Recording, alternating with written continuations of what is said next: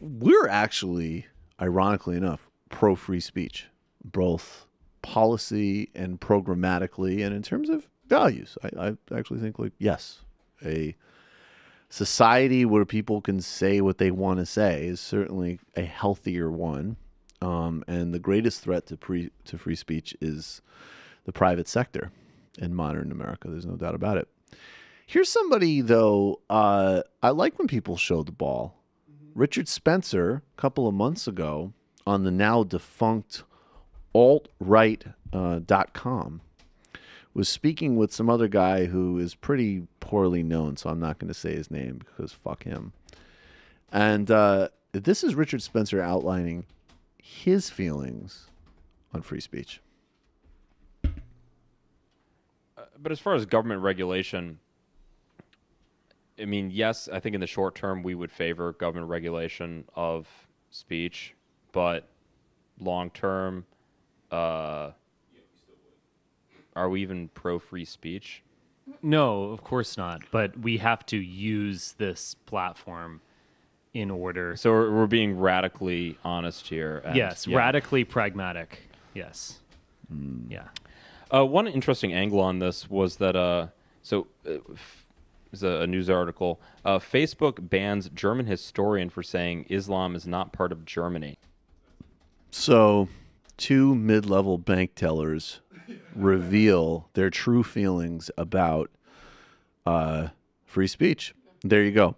Dave Rubin's in the corner like, what the fuck are you doing? Yeah, no, Dave Rubin's in the corner being like, oh, okay. But wow, that's interesting. So you don't support it, but you're pro it. That's fascinating. When did you really first decide that you didn't like black people? Uh-huh. Oh, wow, it's fascinating. Yeah. I do think having this so explicit does put some pressure on guys like Dave Rubin, though, because Dave Rubin and Barry Weiss. Like, you need to this should account be for sent. this. You can't just make this like I'm just about the free speech thing. If you actually are that, which like we've said we actually like care about those values too, you need to be really fucking like careful that you aren't promoting like fascists and racists who are quite open. I mean, because the ironic thing is, like, I could literally think, I've mentioned this, I don't remember the last place I mentioned this, but I could think of literally two people that I have had interactions with in the media. And granted, like, one I'm very good friends with, one I'm very friendly with. But I would say Douglas Lane at Zero Books and Robert Wright are two people that are truly, like, more so than us, because in some ways we're more, you know, polemical or whatever. But, like, they are fundamentally committed.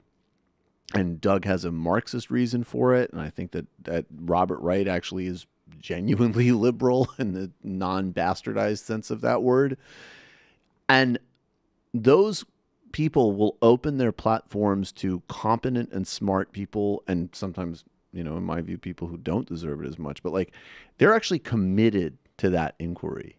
And nobody in that dark web spectrum that I've encountered, and their enablers and facilitators, is sincere about it at all. And it's the obvious examples. You're not going to hear them talk about Keonga Taylor. You're not going to hear them talk about the NFL. You're not going to hear them talk about any of those things. No. Whereas if they were actual absolutists, it would apply across the board. And they're not going to be accounting for the fact that, of course, you know, there you go. Richard Spencer was quite open about it. Yeah, because fascists don't support free speech. What you hear them talking about is to help fund their legal defense fund against the Southern Poverty Law Center for calling them racist or racist adjacent. That's free speech champions. Let's sue people for speech. That's exactly.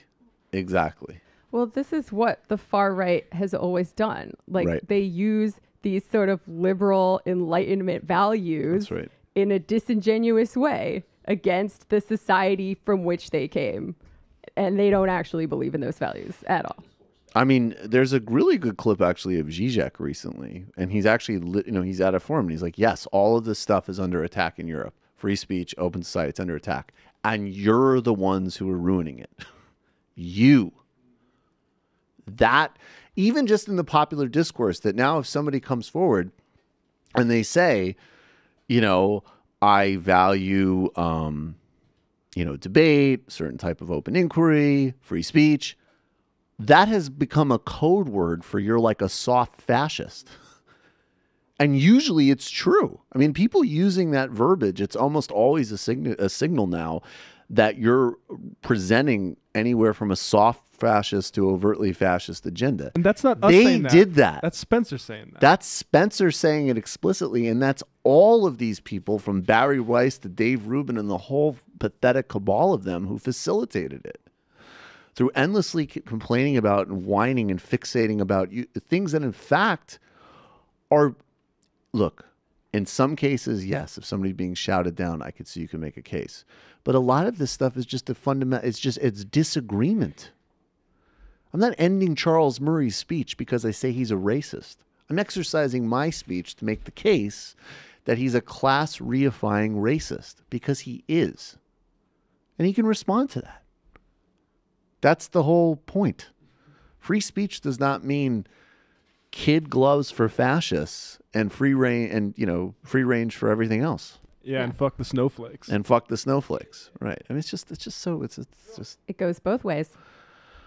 And they're going to lose. And they are absolutely going to lose, and that's why. But unfortunately, they've completely toxified the brands of those words, And it's because like those words shouldn't just be jokes, but they are because these idiots made it so.